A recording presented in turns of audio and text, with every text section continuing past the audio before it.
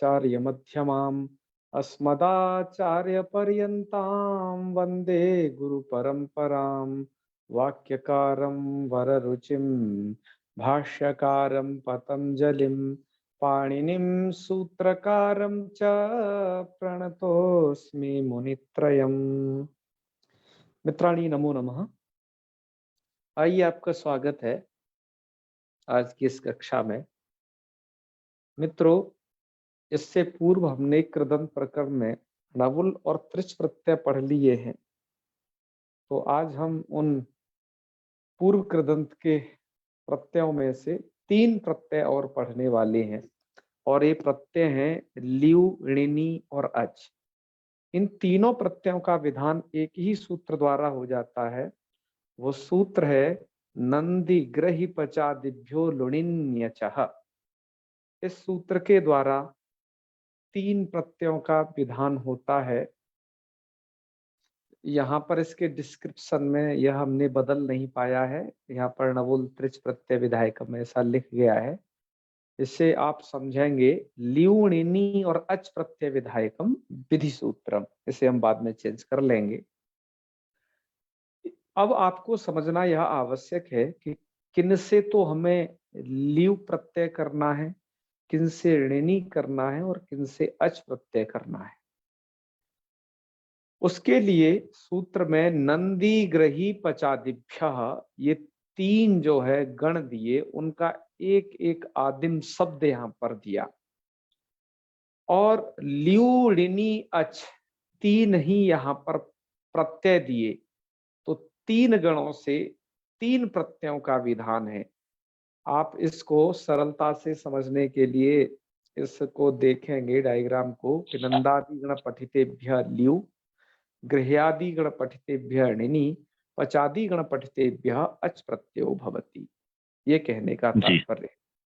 वरदराजाचार्य जी ने भी लघु सिद्धांत कौमुदी के मूल में बड़े ही स्पष्ट शब्दों में लिख दिया है, नंदादेर ल्यू, गृह्यादेर ऋणी, पचादेर रच स्यात्। पचादियों से अच प्रत्यय होता है। मित्रों, इन प्रत्ययों के बारे में एक बहुत बात जान लीजिएगा। यह जो ल्यू प्रत्यय है, ये उत्तर कृदंत में आने वाले ल्युट प्रत्यय से भिन्न प्रत्यय है। ऐसे ही जो ये ऋणी प्रत्यय है, आगे भी इसमें एक और ऋणी आएगा, उससे यह भिन्न प्रत्यय है, और इस ऋणी का इन शेष रहता है। तो ये तद्धित में जो अतिन ठनऊ करके आप इन प्रत्यय करते हो, उस वाले तद्धितीय इनी से यह कृदंत वाला इन प्रत्यय बिल्कुल भिन्न प्रत्यय है। ठीक है। तीसरे आइए अच पर। अच प्रत्यय भी उत्तर कृदंत में आपको मिलेगा, जिसका अन्य अर्थों में विधान किया गया है। यहाँ का अच प्रत्यय स्वरूप से तो देखने में उनके जैसा ही है, ये अच और वो अच, लेकिन ये अर्थ की दृष्टि से बिल्कुल भिन्न है। ये जिन प्रकृतियों से विधान किया जाएगा, क्योंकि पचाती गण पठित से विधान किया जा रहा है, तो उनसे यह भिन्न प्रत्यय है। यह आपको बिल्कुल स्मरण में रखना पड़ेगा। और एक कॉमन बात तीनों प्रत्ययों के विषय में, आप जो नंदी ग्रही पचादिभ्यो लुणिन्यच द्वारा जो इन 3 प्रत्ययों का विधान देख रहे हो, ये कर्ता अर्थ में विधान किए जा रहे हैं। तो ये कर्ता अर्थ में विधान किए हैं, ये बात आपको बहुत स्पष्टता से समझ लेनी है। आइए अब हम कुछ क्रिया के माध्यम से इनको समझते हैं कि कैसे कैसे प्रत्यय बनते हैं और अन्य क्या क्या गतिविधि होती है। इसको अब देखते हैं। श्याम जी, आपके पीछे से थोड़ा बहुत शोर आ रहा है।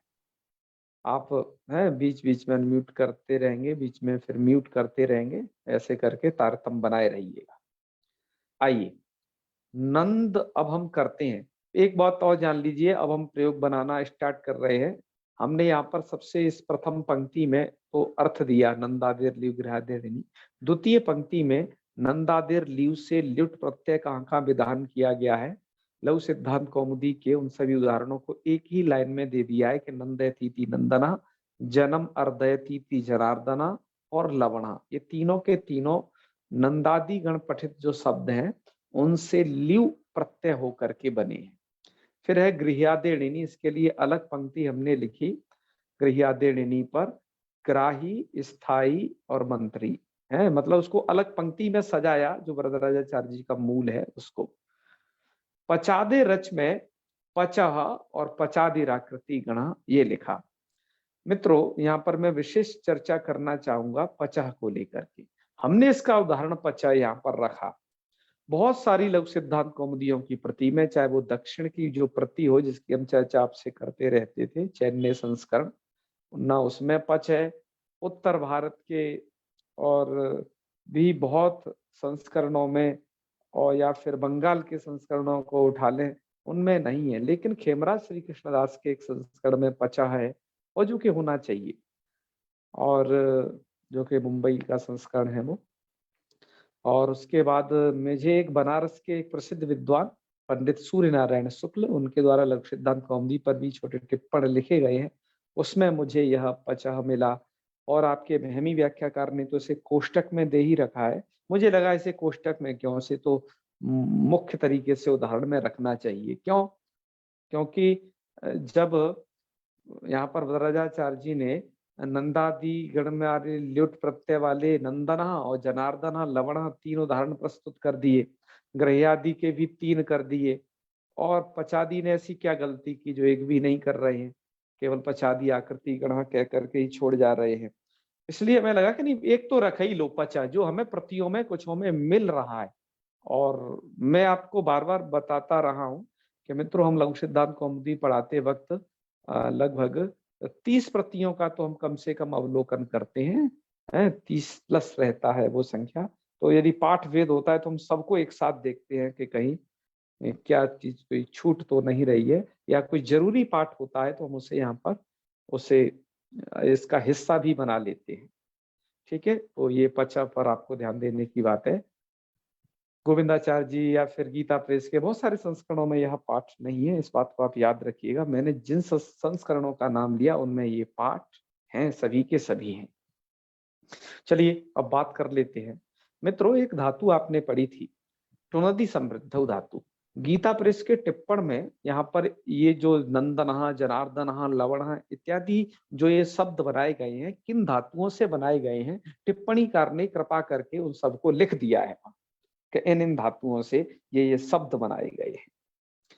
अब बात करते हैं नंदना की। तो नंदना टुनदि समृद्ध धातु से बनाया गया है। आप ये जानते हो कि टुनदि यह ईदित धातु है, ईदित होने से नुम हो जाता है इसको, तो नंद धातु बन जाती है। तो इस नंदादि गण में पठित शब्दों से कौन प्रत्यय करते हैं हम? ल्यू। नंदादि में कौन शब्द पढ़े गए हैं, कितने वो शब्द हैं मित्रों, हमने यहाँ पर उनका स्क्रीनशॉट लिया हुआ है, अभी आपको जस्ट थोड़ी देर में दिखा देते हैं। पहले कुछ इस प्रक्रिया को कर ले, समझ लें, फिर आपको दिखाते हैं जी। अच्छा, यहाँ पर टुनदि समृद्ध धातु से जो नंदना बनाया है, तो उस नंदादि गण में जो कुछ धातुओं से जो ये ऋणी प्रत्यय का विधान, वो इस लिट प्रत्यय का विधान किया गया है, वो ऋजंतों से किया गया है। अर्थात मूल धातु से ऋच लगाइएगा, तब बाद में लुट प्रत्यय का विधान करिएगा। ऐसा कुछ धातुओं में है, सर्वत्र नहीं है। मैं आपको जस्ट अभी दिखाऊंगा नंदादि में कौन से पढ़े गए हैं उनको।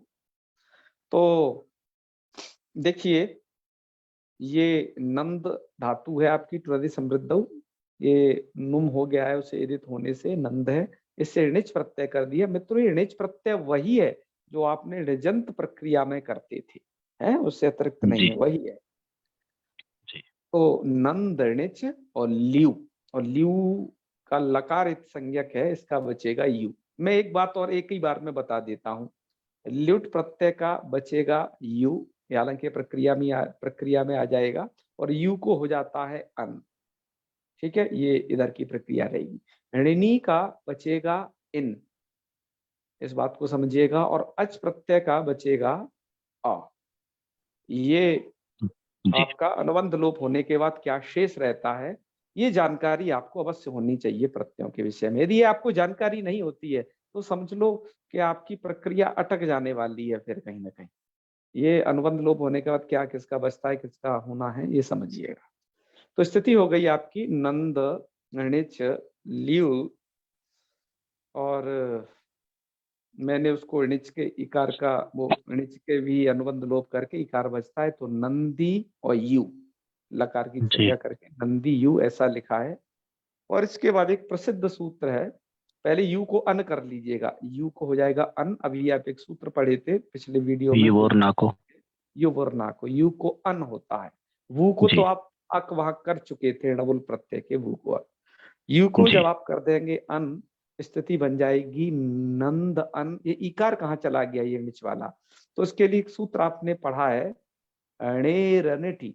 वो सूत्र यह कहता है अनिडादि यदि आर्धातुक हो, अर्थात ऐसा आर्धातुक जिसके इड आदि में न हो, तो जब आप यू को अन कर दोगे, ये अन आर्धातुक संज्ञक है, लेकिन ये बलादी न होने से इसे इडागम हो ही नहीं सकता है आर्धातुक जी से बलादे द्वारा, तो ये अनिडादि आर्धातुक रहेगा। तो अणेरटी जी द्वारा अनिडादि आर्धातुक के परे रहते यहाँ पर णी का हो जाएगा लोप, तो नंद अन और वर्ण सम्मेलन करके बना लेंगे नंदनः। ठीक है, जी जी इसका अर्थ क्या होगा, इसका अर्थ होगा टुनदि समृद्ध हुए, ठीक है, समृद्ध करने वाला या आनंद देने वाला, जी ये अर्थ होंगे। और नंदनः तो इंद्र के उसका एक बगीचे का कानन का नाम है नंदना, उसको भी नंदना कहते हैं, मरकोस में यह भी आया है। जी और एक बात और बता दें आपको कि यहाँ पर जो बने शब्द हैं इनका भी पुल्लिंग, स्त्रीलिंग, नपुंसकलिंग तीनों लिंगों में प्रयोग होगा, लेकिन ऐसा नहीं कि करना ही करना है। यदि वैसा प्रयोग दृष्टिगोचर हो रहा है तो आपको करना है, ठीक है, इस बात को जी याद रखेंगे। दृष्टिगोचर होता है तो करना है, नहीं तो नंदना ऐसा शब्द प्राय आपको देखा जाता है। तो ये जानिएगा हर किसी के विषय में नहीं है, क्योंकि कुछ इस गण में कुछ तो संज्ञा शब्द ही पड़े गए हैं, वो तो यथावत रहेंगे। तो आपने अभी एक उसमें से समझा नंदयतीति नंदना है, तो अभी अब प्रक्रिया दूसरी देखिए, जन्म अर्दयतीति जनार्दना, गुरु जी, ये भी नंदादिगण में पढ़ा गया है। हाँ जी हाँ जी कहिए। ये नंद में जब ल्यू का प्रत्यय है तो णिच क्यों लगाया फिर बीच में? हाँ देखो, ये णिच प्रत्यय जो लगा है ना, ये इस अर्थ को आनंद कराने वाला इस अर्थ को दे रहा है। अब णिच क्यों लगाया ये ना प्रश्न करिए, आप मतलब आप ये कहना चाहते हैं कि केवल नंद धातु से ही कर दीजिए, हाँ ठीक है, आप कहते हो कि नंद धातु से ही कर दीजिए, लेकिन जो नंदादि गण हैं उसमें इसको णिच सहित ही पढ़ा, मतलब णिच के सहित ही इसको पढ़ा है। नंदी में जो इकार है ये णिच वाला इकार है ओ सूत्र में, इसलिए हम उससे णिच सहित ले रहे हैं। हाँ ये एक अलग बात है कि ऋणिटी करके इकार का लोप हो जाता है, लेकिन याद रखिए णिच का लोप होने पर भी णिच का जो अर्थ है प्रेरणा वो तो रहता ही है, ठीक है ना, ठीक ठीक। ये अर्थ तो रहेगा ही रहेगा उसका। तो ये स्थिति है। हाँ हाँ श्याम जी बताइए। तो नंदादी गण में हमें णिच करके ही मतलब प्रयोग बनाने हैं ना? हाँ नहीं नहीं नहीं सभी नहीं, मैं इसलिए कह रहा हूँ थोड़ा धैर्य धारण करें। नंदादि गण में कुछ ही ऐसी प्रकृतियां पड़ी गई हैं जी कि जी जो जो कुछ णिच युक्त है, बाकी सबसे जी नहीं है। वहां पर जी जी जी जी जिसको वहां पर उस रूप में पढ़ा है उसी को हमें ग्रहण करना है, भी हम उन्हें देखने वाले हैं, बिल्कुल चिंता नहीं करें नंदादि जी गण जी को जी भी। हालांकि जी बहमी व्याख्याकार ने यहाँ पर वो उस गण को उद्धृत नहीं कर रखा है, अपने किसी गण पाठ में कर रखा होगा, लेकिन हमने सिद्धांत कौमुदी की सहायता से जो गोविंदाचार्य जी ने एक मूल संस्करण निकाला है, उन्होंने उसमें गणपाठ भी दिया है इसका, तो ये तीसरे अध्याय का सूत्र है ये, तो वहां पर हम गणपाठ में भी देखेंगे। आइए जब तक हम जनार्दना पर चर्चा कर लें और लवणा पर कर लें, फिर हम चलेंगे उस गण की तरफ, जी उससे भी हमें जानकारी मिलेगी। और उस गण में से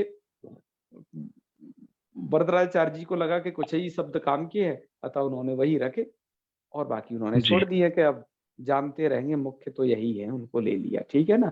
जैसे कभी क्या जी होता है कि बारात में मुख्य मुख्य लोगों को बुला लिया जाता है, बाकी छोड़ दिया जाता है, वैसी विधा खूब चल रही है। तो ऐसे ही जी उसी शैली से काम पहले भी हुआ है इस विषय में। जी अब आइए जनार्दना को कह लेते हैं। जनार्दना में आपको समझने से पहले एक बात जान लेना है कि यहाँ पर एक धातु है अर्ध। अर्ध हिंसायाम से एक तो बना सकते हैं आप जनार्दन शब्द को, और एक अर्ध याच्यायाम इससे भी बना सकते हैं आप। शंकराचार्य जी ने गीता में जब उन्होंने गीता भाष्य लिखा है तो वहां पर जनार्दन शब्द की जो व्युत्पत्ति है वो अर्ध याच्यायाम इससे की है। ऐसा भैमी व्याख्याकार ने उद्धरण दे रखा है, आप उसे वहां पर देख लेंगे टिप्पण में। हम मूल इसको समझते हैं कि जन्म अर्धयतीति जनार्दना। तो यहाँ पर हिंसा अर्थ वाली यदि अर्ध धातु है तो क्या है, और यहाँ पर जो जन्म लगा हुआ है ना, इस जन्म जी का वस्तुतः अर्दनम के साथ समास हो गया, वो अर्दना के साथ समास हो गया है, क्योंकि जन्म एक पद है, अर्दना एक अलग दूसरा पद है यहाँ पर। क्योंकि अर्दना तो अर्ध धातु से ऋच, ऋच का लोप होकर के यू को अन होकर के अर्दना बन जाएगा, लेकिन उस अर्दना का जन्म के साथ उपपद समास हो जाएगा। और ये उपपद समास कैसे होता है, क्या होता है, हम समास प्रकरण जब पढ़ेंगे उपपद मथिंग, वहां पर इसे हम समझ लेंगे अच्छे से। ठीक है, हालांकि उपपद विषय कुछ कार्य यहाँ पर कृदंत में भी है, तो वहां थोड़ा थोड़ा उपपद का परिचय आपको बता देंगे। इसलिए हमने यहाँ पर जन्म अर्ध णिच ल्यू पूरा इसको एक साथ रख दिया है।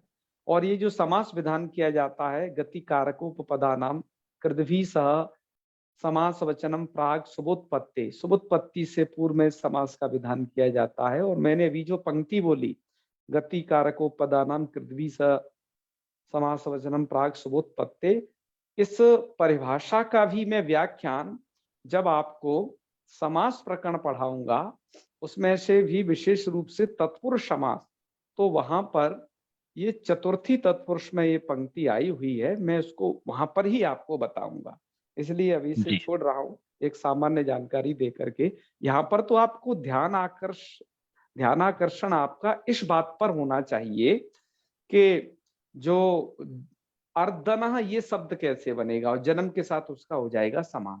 तो हमने समास करने से पूर्व कुछ विग्रह लिखते हैं, तो जन ngस अर्ध धातु से णिच कर दिया तो ये अर्दी बन गया, ल्यू, ल्यू को ये ल्यू का बचेगा यू और उसको कर दिया अन, तो स्थिति ये बन जाएगी। और समास होने के बाद आप जानते हो कि विभक्ति का लुक हो जाता है, तो एक ngस का यहाँ पर हो जाएगा लुक है। समास में हम प्रक्रिया बताएंगे इसको प्रॉपर आपको, तो स्थिति हो जाएगी जन है और अर्ध, अर्ध और ल्यू को जो अन हो गया तो जन अर्ध अन, और जन के आकार में अर्ध के आकार में आप कर लेंगे सवर्ण दीर्घ, तो रूप बन जाएगा जनार्दना। स्वादि कार्य कर लेना है, कृदंत तत्पात प्रातिपदिक संज्ञा, और ये अदंत शब्द है तो अदंत शब्दों में स्वादि कार्य करना सरल होता है, तो आप जनार्दना बना लोगे उसका एक वचन का रूप। इसका अर्थ क्या होता है जनार्दना का, तो यहाँ पर लिखा उन्होंने कि जन्म अर्दयतीति जनार्दना। अब इसकी लोग व्युत्पत्ति इस तरीके से करते हैं, अर्थ कई अलग अलग तरीके से करते हैं। मित्रों, भैमी व्याख्याकार ने वो बहुत सारे अर्थों को यहाँ संकलित कर रखा है। हम जिन गुरुजी से पढ़े सबसे पहले वो इसका अर्थ ऐसा करते थे कि देखिए जन्म अर्धयतीति जनार्दना, ऐसा यदि साक्षात पढ़ोगे आप और अर्ध हिंसायाम धातु से अर्दना बनाओगे तो अर्थ हो जाएगा कि जो जनों की हिंसा करे वो जनार्दन है। ये तो कुछ अटपटा सा अर्थ लगेगा है, ये तो जनार्दन ऐसे कार्य कैसे करने लगे जी दैत्यों के, तो ये तो अटपटा अर्थ है। तो वो इसमें जोड़ते थे कि दुष्ट जन्म अर्धयतीति जनार्दन, जो दुष्ट जन को मार देता है वो जनार्दन है जी। तो बढ़िया लगा ना ऐसा अर्थ करना जी ये अच्छा अर्थ है। अच्छा, एक दूसरा अर्थ और यहाँ पर किया गया है जनार्दना का भैमी व्याख्याकार के द्वारा, वो वहां पर टिप्पण में लिखते हैं, मैं आपको बताता हूं थोड़ा उसी पुस्तक से। उन्होंने वहां पर लिखा कि देखिए ये जन्म शब्द को समझिए और दुष्ट जैसे शब्दों का अध्ययन करने की कोई जरूरत नहीं है। दरअसल जन्म अर्धयति की यहाँ पर जन्म का अर्थ लोग नहीं लेना है। जी तो क्या लेना है जन्म का अर्थ? तो वो लिखते हैं कि जननम जनः, जननम अर्थात जन्म लेना, इस क्रिया को कहेंगे जननम जनः, अर्थात जन्म की क्रिया को कहेंगे हम जना। ठीक है जी। जी तो यहाँ पर क्या कर दिया, भाव में घय प्रत्यय कर दिया, और उस जन्म अर्थात जो जन्मादि को अर्दयति अर्थात जन्मादि की जो हिंसा कर देता है उसे कहते हैं जनार्दन। तो जन यहां पर जन्म का अर्थ ले लिया जनन आदि है, जननम ले लो, केवल आदि भी क्यों रखो। जन्म का अर्थ है यहां पर क्या, जन्म। जन्म का अर्थ क्या लेना है, जन्म, क्योंकि जननम जनः भाव में घय प्रत्यय कर दिया, तो जन जो क्रिया है अर्थात प्रादुर्भाव होना, हम उसे कहें कि जन्म, जन्म लेना। जी तो जो जी जन्म लेने को हिंसा कर दे, जन्म लेने की हिंसा कर दे, कहने का मतलब है कि जो मोक्ष अवस्था होती है ना, जी उसमें जन्म जन्म मरण, जन्म के उससे वो मुक्त हो जाता है बार बार चक्कर से। तो जी जन्म अर्थात जन्म है, जन्म को अर्दयति अर्थात हिनस्ति इति जनार्दन, ऐसा भी दिया है। तो इसका क्या होगा कि मोक्ष प्रदान से वो उसके जन्म के चक्कर को काट देते हैं भगवान। जी ऐसा एक और ये दूसरा अर्थ किया गया। एक तीसरा अर्थ और इसका करते हैं कि यहां पर जो जन्म शब्द है, तो जन किसका नाम है, तो लिखते हैं कि समुद्रवासी दैत्य वर्ग का नाम है जन, कोश में आया हुआ है जी कि समुद्रस्थ दैत्य वर्गम, समुद्रस्थ जो दैत्य वर्ग है उसको कहते हैं जन। और उस जन्म अर्दयति, तो समुद्रस्थ दैत्य वर्गम अर्दयति अर्थात हिनस्ति है इति जनार्दन, तो उसे कहेंगे जनार्दन। सही है जी। जी तो ऐसे करके जनार्दन शब्द की व्युत्पत्तियां हैं ये। जब अर्ध धातु को हिंसार्थक लेते हो तब तो ये तीन तरह की व्युत्पत्ति संगत होती हैं। यदि आप अर्ध धातु को लेते हो मागने अर्थ वाली, क्योंकि अर्ध याच्यायाम भी है, तो शंकराचार्य जी का वह अर्थ संगत होगा जो जनार्दना का उन्होंने किया है, वह भी व्याख्याकार ने भी देखी, वहां पर भी दिया है। और हाँ, ये विष्णु सहस्त्र नाम जो गीता के पीछे प्राय दिया रहता है उसी का है, उसके भाष्य में उस जनार्दन शब्द की व्युत्पत्ति दी है। उन्होंने लिखा है कि उन्होंने ऐसा किया है कि जनई अर्ध्यते, वो धातु वैसी है आत्मनेपदी, तो जनई ही अर्ध्यते, अर्ध्यते का दिया है उन्होंने याच्यते।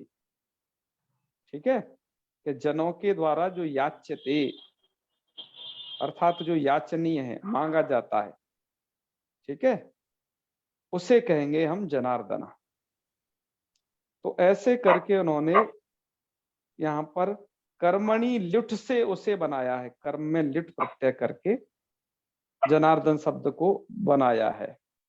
तो चलिए, ये विभिन्न तरीके हैं, पर मुझे इन सब में जो अच्छा सबसे तरीका लगा कि जन्म अर्दयति जनार्दना, तो जो जन्म बताया गया है समुद्रस्थ दैत्य वर्गम अर्दयति, वो वाला ज्यादा सही लगा। मैंने कहा ये अच्छा है इस तरीके से करना।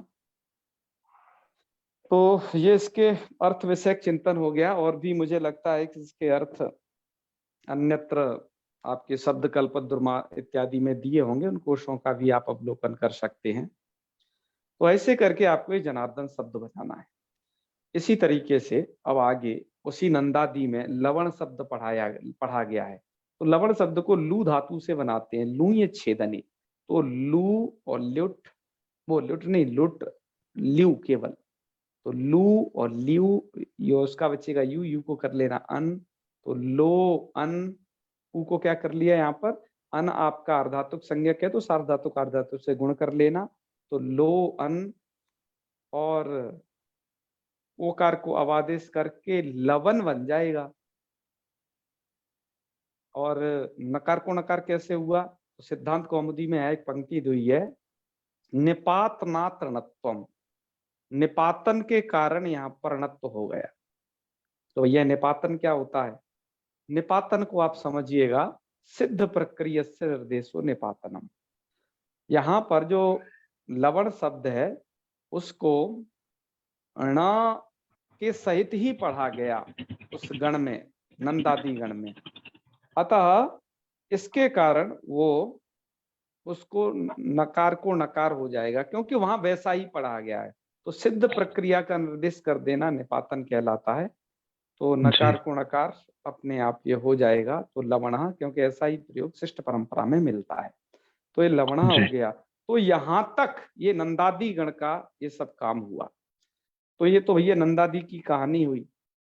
अब नंदादि गण में ऐसे कौन शब्द आते हैं, इनको देखने से पहले हम उसमें से कुछ शब्दों की सिद्धि देख लेते हैं जो इधर भैमी व्याख्याकार ने दी है, जो नंदादि के। जी भैया, जी जी, मगर जो लावणिकी बनता है, स्त्री प्रकरण में लावणिकी बनता है, तो इससे बनेगा ये? हाँ, क्या है? लावणिकी बनेगा ना वो? लवण, देखो लवण तो इससे बन जाएगा, फिर आपको लवण से और प्रत्यय करने पड़ेंगे, वो तद्धितीय प्रत्यय करने पड़ेंगे। अच्छा, हाँ, तो लावणिकः इत्यादि उधर बनते हैं। हाँ, लावणिकी बनता है ना। हाँ, लवणाठक क्या है, लवणाठ ऐसा कुछ देख लेना, वो सूत्र है कहीं पर कौमुदी में दर दिया। हाँ, तो ये तो मधुसूदना के विषय में इन्होंने लिखा। तो मधुसूदना शब्द भी ऐसे ही सिद्ध इन्होंने किया है। मधुसूदना आपके सिद्धांत कौमुदी में तो है, लघु कौमुदी में नहीं। जैसे जनार्दना, ऐसे ही मधु नाम का असुर है, और तम सूदयति, उसको सूदन करने वाले को मधुसूदना कहेंगे, इन्होंने दिया है। अब इसको देखिए, सो उसमें और भी कुछ दिए हैं, जैसे शोभना दिया है वहां पर, तो शुभ शब्द से णिच करिए, ल्यू करिए, तो शोभयती थी शोभना, ये इन्होंने निजंत दिया। ठीक है, देखते जाइए निजंतों को और कौन कौन दिए। वर्धना, वर्धना भी किससे हुआ है? वृद्धु वर्धने धातु है, तो वर्धयती थी, यह विग्रह वाक्य है, और वृद्ध से णिच कर रहे और ल्यू प्रत्यय करके वर्धना। तो इनका देखो अर्थ क्या हो गया? बढ़ाने वाला। शोभना का मतलब शोभा बढ़ाने वाला, तो शोभना वर्धना मतलब बढ़ाने वाला। बढ़ने वाला अर्थ नहीं है, क्योंकि यदि णिच नहीं होता तो बढ़ने वाला अर्थ होता, तो यहाँ बढ़ाने वाला ही अर्थ हो गया। और तप धातु से देखिए, तप धातु से ऋजंत से नहीं किया है यहाँ पर, तो तपतीति तपना, यहाँ पर तो तप ल्युट, और यहाँ तो तपने वाला हो जाएगा, है सूर्य जो खुद तपता है। ऐसे ही लुनातीति लवण, लुई छेदने धातु से लिट करके, और वो अभी आप बनाइए सार्ध धातु का गुण करके, तो लवणा बन जाएगा। और इसका रस विशेष भी अर्थ है, लवण एक रस है, और एक राक्षस भी हुआ है लवण नाम का, जिसको शत्रुघ्न जी ने मारा था। लवणासुर, लवणासुर नाम का रहा है वो, असुर शब्द उसके जोड़ दिया जाता है लवण था उसका नाम। जी जी। तो इस राक्षस का भी नाम है, तो गण में पढ़ा गया, इसलिए निपातना तो सेणक तो कर लेंगे। ऐसे ही देखिए एक अगला शब्द है, उन्होंने मुख्य शब्द दिए हैं भैमी व्याख्याकार ने, मदयति मदना, तो जो मदमस्त करने वाला है, तो मदी धातु से बना है ये मदना। तो मद ये णिजंत से है, मदमस्त करने वाला। ऐसे ही रमण भी इसी से बनेगा कि रमते, रमते से बनाओ, ये तो कह रहे हैं या तो ऋजंत से बनाओ या फिर ऋच रहित से बनाओ। तो केवल यदि ऋच रहित से रहेगा तो रमते थी रमणा, अन्यथा रमयती थी व रमणा, दोनों से ही रमण बन जाएगा। आनंद करने वाला या कराने वाला है, रम धातु आती है, रमु क्रीडायाम है, आनंद करने वाला या कराने वाला, तो ये होता है रमण, उसे हम कहेंगे, रूपे की बनेगा। तो इसमें और कौन कौन से शब्द पढ़े गए इस गण में? आइए उन सब का भी अवलोकन कर लें झटिति, जिससे आप जान जाएंगे कि इतने सारे शब्द और इसमें हैं।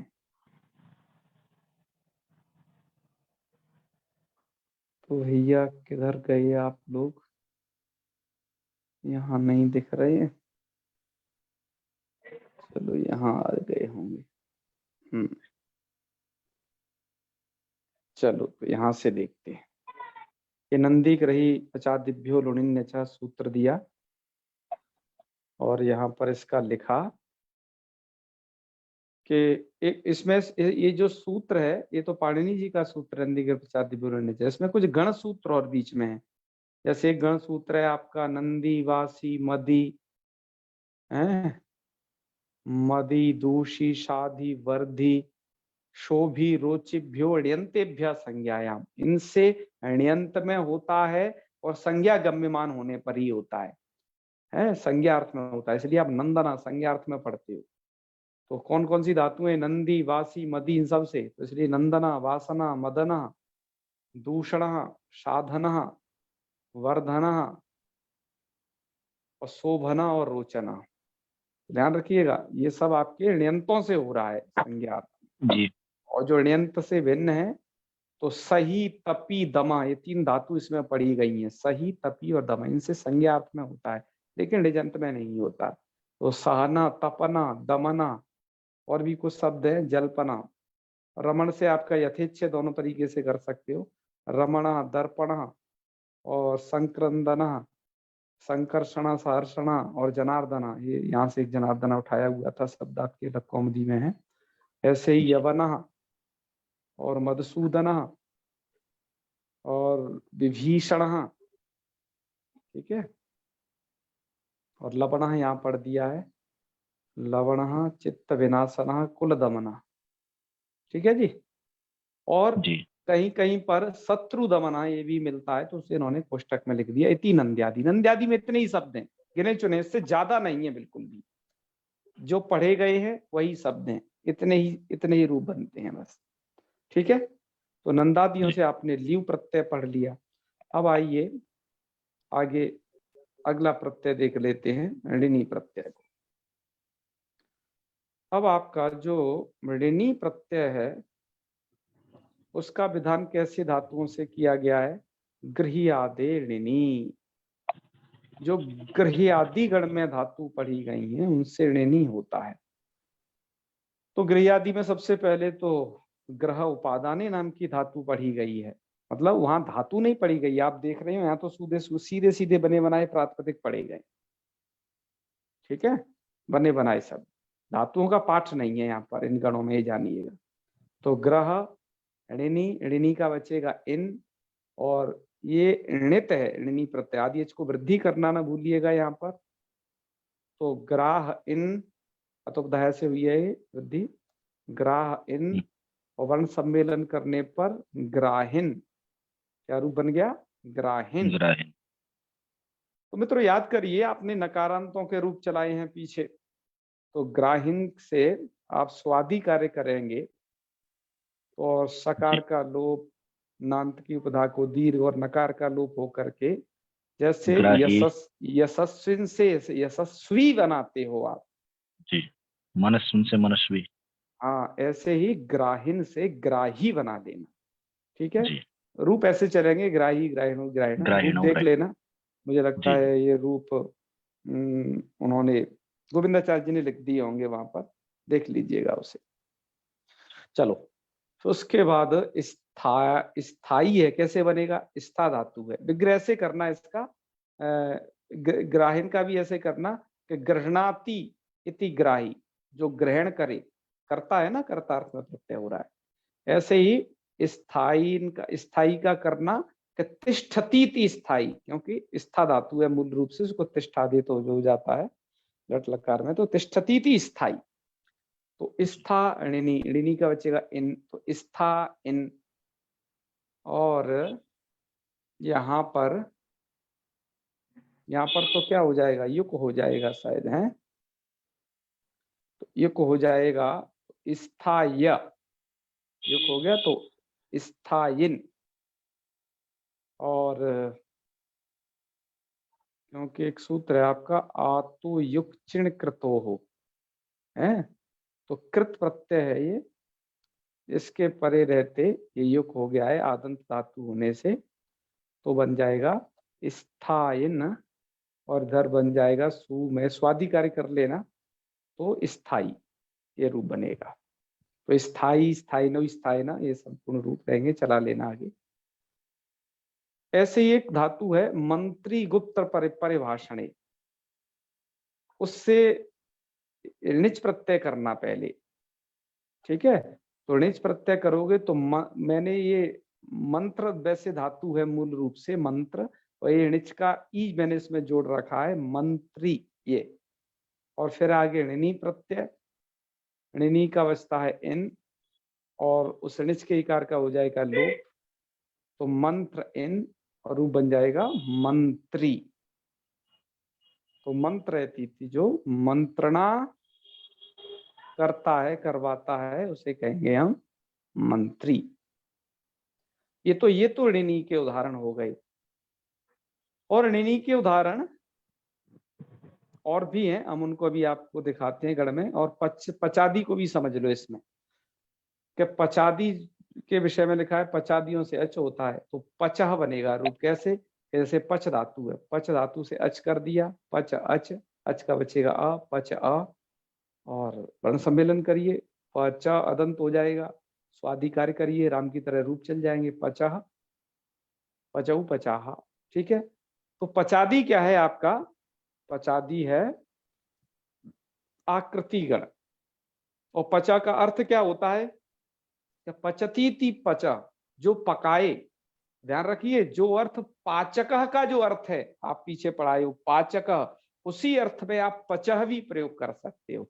पचा का अर्थ है पकाने वाला, पाचक का अर्थ क्या है, पकाने वाला, ठीक है। ऐसे ही पकता आपने पढ़ा था, उसका भी अर्थ है पकाने वाला, तो एक कर्ता अर्थ में प्रत्यय हुए, इनका अर्थ है पकाने वाला। तो अब आइए देख लेते हैं कुछ गृहादि जिनसे ऋणी प्रत्यय का विधान किया गया है, पचादि जिनों से अच प्रत्यय का विधान किया गया है। पचादि आकृति गण एक पंक्ति लिखी है, इसका अर्थ क्या है, इसका अर्थ होता है कि जो पचादि गण है इन तीनों में है अंतिम वाला, ये आकृति गण है। आकृति गण का मतलब यह है कि या इस गण में जितने शब्द पढ़े जाए उससे अतिरिक्त यदि किसी में आपको ऐसा कार्य दिखाई दे, अच प्रत्यय जिसमें दिखाई दे कर्तार्थ में, तो उसको भी आप पचादी गण के अंतर्गत ही समझना। तो जहां आकृति गण हो जाता है, फिर उस गण के शब्दों की इयत्ता नहीं रहती कि नहीं इतने ही होंगे, उन्हें कोई गिन के नहीं रख सकता, फिर तो आपको शिष्ट प्रयोगों पर आधारित रहना पड़ेगा कि उन्होंने ऐसे प्रयोग किए हैं, और किसी से आपको मिल जाता है तो बहुत जगह टीका में से लिख देते हैं पचाद्यच, यहाँ पर पचादी गण में पढ़े जाने के कारण अच हो गया है। अब इस शब्द को आप साहित्य पढ़ते हुए ध्यान देंगे, साहित्य की टीका को पचाद्यच लिख देते हैं सीधा, कि यहाँ पर पचादी गण में पढ़े गए होने के कारण अच प्रत्यय का विधान कर लिया गया है। तो ये पचा कैसे बना आपने देखिए। अब आइए हम दोनों गणों को भी देख लेते हैं, एक तो गृह्यादि को और पचादी को। तो उनको देखने से पहले भैमी व्याख्याकार ने भी थोड़ा उनका उल्लेख कर दिया है, तो पहले उनको देख लेते हैं, इसके बाद में इसे देखेंगे। अब इन्होंने इस प्रत्यय का विधान किया यहाँ पर ऋणी गृह्यादियों से, तो उसमें एक निवासी शब्द है, वैसे एक बनाना है इसको निवसती, तो नी उपसर्ग पूर्वक वस निवासी धातु से ऋणी प्रत्यय करना, तो ऋणी का बचता है इन, तो नी वस इन, क्या स्थिति रहेगी याद रखिए, नी उपसर्ग पूर्वक नी वस, और आप कर लेना इन, और आदि एच को इधर अतुपधाया से वृद्धि करके निवासिन बन जाएगा ये, और उसका एक वचन में सुविभक्ति में बन जाएगा ये निवासी रूप। तो निवासी, निवासिनौ, निवासिना, तो निवासी का मतलब क्या होता है कि रहने वाला, ठीक है। हाँ, ऐसे भारतवासी, भारत में रहने वाला, तो वासी कहो या निवासी कहो, नी उपसर्ग पूर्वक होता निवासी, नहीं तो केवल वासी। ऐसे ही उत्साहते इति उत्साही, उत्साह करने वाला, तो सहमर्षणे धातु से उत्साहिन शब्द से उत्साही बना लीजिएगा।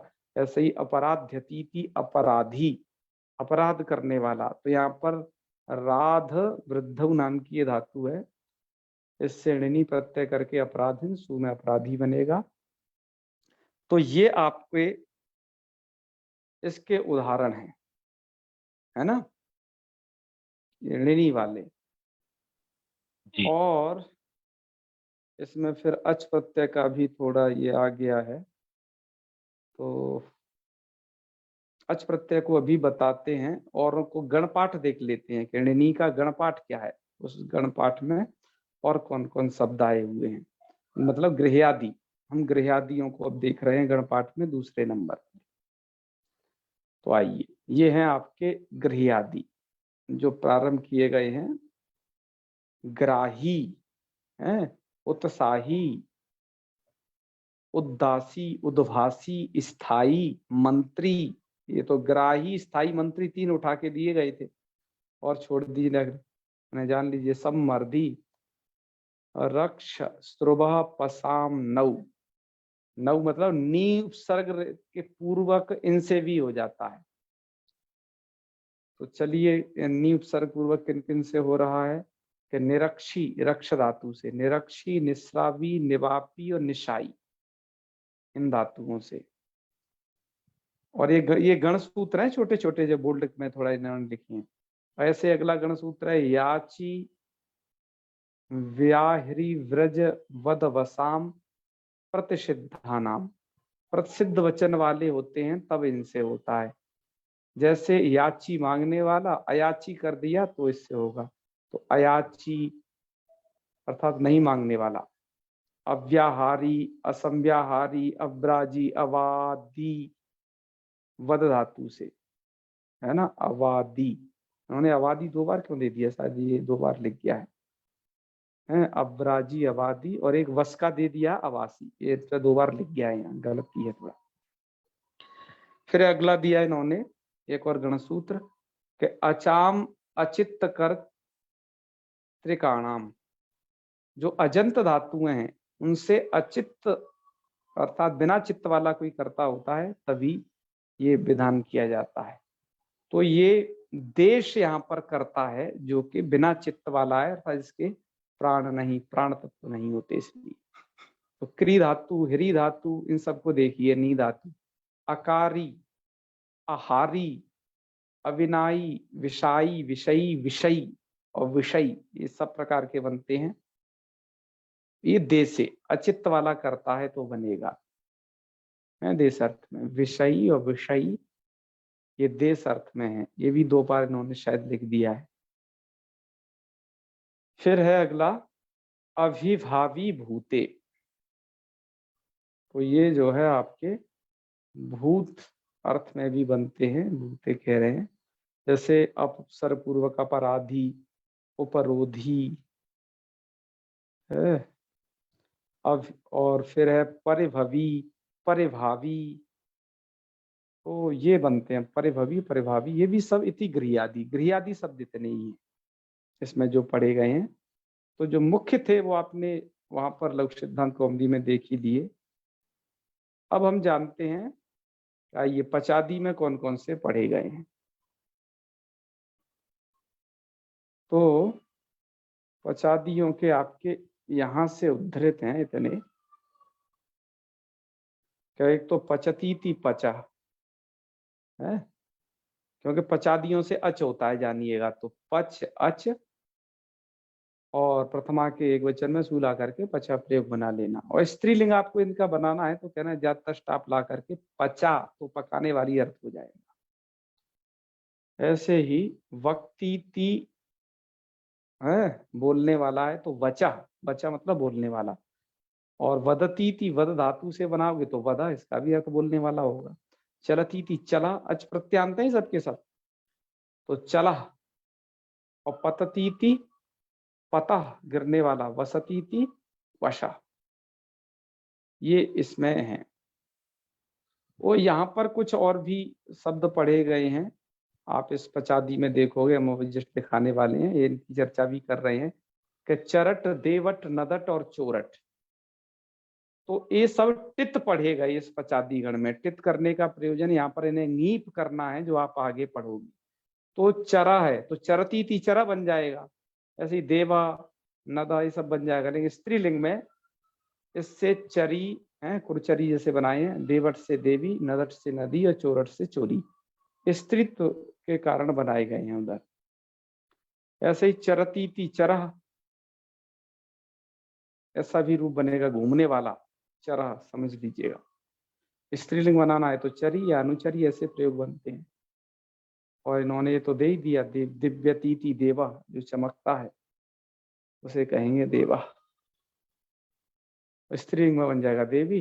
और नदतीति नदा, नद व्यक्ति शब्द से नदतीति नदा ये बनेगा, शब्द करने वाला, अच प्रत्यय से नद बन जाएगा, स्त्रीलिंग में नदी बनेगा। ऐसे चोरेती थी चोरा, चुराने वाला, स्त्रीलिंग में बनेगा चोरी। ठीक है, तो ये आपके दिए गए थे। और भी काफी शब्द हैं, क्योंकि पचादी गण तो आकृति गण है, इसमें से कुछ मुख्य शब्द देख लीजिए, बाकी उन्हें आकृति गण होने से अपने आप उन्हें समझना बहुत तरीके के इसमें पढ़े गए हैं। अब जैसे इसमें पचा, वचा, वप, वद, चलह है, ये सब प्रातिपदिक पढ़े गए हैं, आप इन्हें बनाते रहिएगा। चला, पता, पदा, और नदट, भषट, प्लवट, गरट, तरट, चोरट, ग्राहट, सूरट और देवट, कहीं दोषट भी है। ये इतने टित पढ़े गए हैं। टित का प्रयोजन ढाने से नीत करना है, जो आप स्त्री प्रत्यय प्रकरण में सबसे अंतिम प्रकरण लग कौमुदी का वहां जानोगे। ऐसे ही जरह, कहीं पर रजह भी है, ये जरा, मरह, मदह, क्षमा, क्षपा, शेव, मेष, कोपह, कहीं कोशा भी इसी में पढ़ा गया है।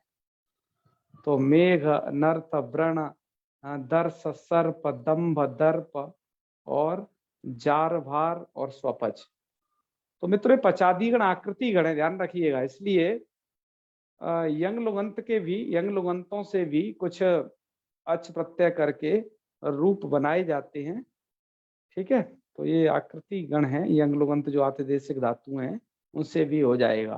तो और भी जिनसे अच प्रत्यय का विधान करना चाहो, शिष्टों ने किया है, उन शब्दों से आप अच प्रत्यय का विधान कर सकते हो। तो आज के पाठ में मित्रों इतना था, जो ये शब्द आपने पढ़े। यहाँ पर सुधा व्याख्याकार ने भी व्याख्या दी है, मैंने उसका भी स्क्रीनशॉट लिया हुआ है, लेकिन सुधा व्याख्याकार बहुत शॉर्टकट में लिखने लग गए हैं। ठीक है, तो आप उसे अब स्वयं पढ़ लेंगे। मैंने आपको सुधा व्याख्या भेजी हुई है आपके व्हाट्सएप पर बहुत पहले है, वहां पे भी अति सारल्य ने लिखा है, पर एक एक रूप सिद्ध किया गया है, प्रायः बात थी तो हमने वो कह ही दी है, और बाकी आप उन्हें जान लीजिएगा उस पुस्तक से, संस्कृत में भी कुछ रूप सिद्धि देखनी हो तो चलो मित्रों, आज यहीं तक रखते हैं, समापन करते हैं। ठीक है, ओम सर्वे भवन्तु सुखिनः, सर्वे सन्तु निरामयाः, सर्वे भद्राणि पश्यन्तु, मा कश्चित् दुःखभाग् भवेत्। ओम शांति शांति शांति। सर्वेभ्यो नमो नमः। शुभ रात्रि। जी, महादेव सभी।